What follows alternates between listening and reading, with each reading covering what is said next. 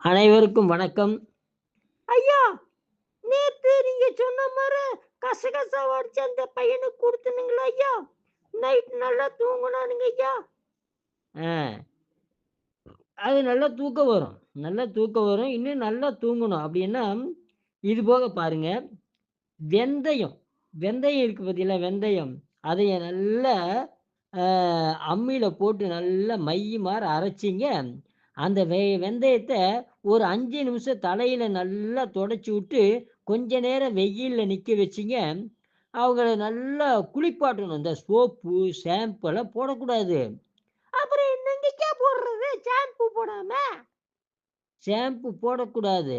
அதுக்கு சீவக்காய், சீகக்காய்.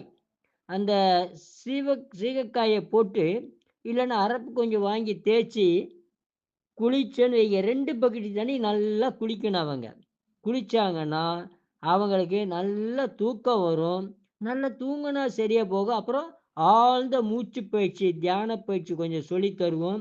என்னென்ன கிரியா அப்படின்ற யோகால கிரியான்றது அதெல்லாம் சொல்லி தருவோம்.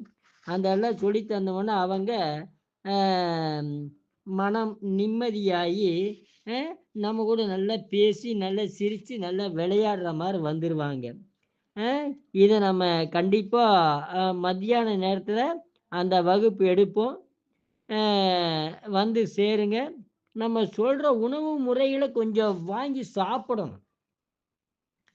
அமிர்தாதி ஔஷத உணவுன்றத கண்டிப்பா அவங்க சாப்பிடணும்.